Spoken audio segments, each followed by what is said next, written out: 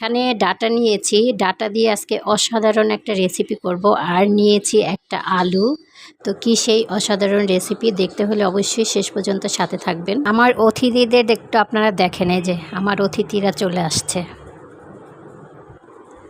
তো ডাটাগুলোকে আঁশ ছাড়িয়ে এভাবে টুকরো টুকরো করে কেটে নিব।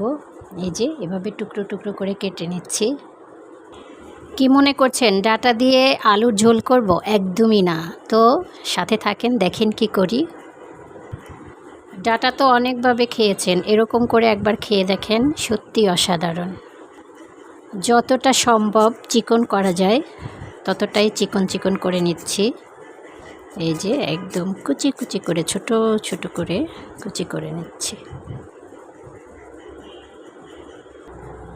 তো এই তো কাটাকাটি করে নিয়েছি, আলুটাও কুচি করে নিয়েছি। চলেন যাই রান্নাঘরে। চিংড়ি মাছ, কাঁচামরিচ, পেঁয়াজটাকে ভেজে নিয়েছি। তো ডাটা কুচিটা দিয়ে দিব। সত্যি অসাধারণ স্বাদের, এরকম করে একদিন খেয়ে দেখবেন যে কতটা মজার হয় চিংড়ি মাছ দিয়ে। তো নেড়ে চেড়ে মিশিয়ে একদম জালটা ডিম করে ঢাকনা দিয়ে ঢেকে রেখে দিব। কোনো রকম পানি কিন্তু ব্যবহার করব না এখানে। তো চলেন দেখি, ঢাকনাটা তুলে দেখি ভাজিটার কি অবস্থা। এই যে দেখেন,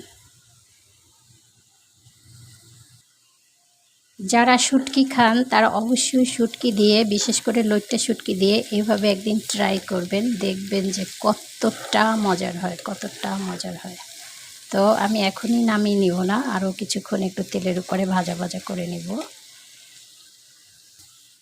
ভাজিটা কিন্তু হয়ে গেছে, নামিয়ে নিব। এই যে দেখেন একদম তেলের উপরে কিন্তু ভেজে নিয়েছি। এই যে তো নামিয়ে নিচ্ছি।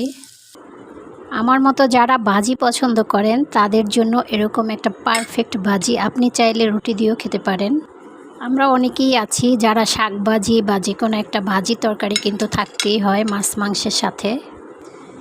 তো এই তো ভিডিওটা ভালো লাগলে শেয়ার করে দেবেন, লাইক কমেন্ট দিয়ে পাশে থাকবেন নিত্য নতুন ভিডিও পাওয়ার জন্য। আজকে এই পর্যন্তই, আল্লাহ হাফেজ।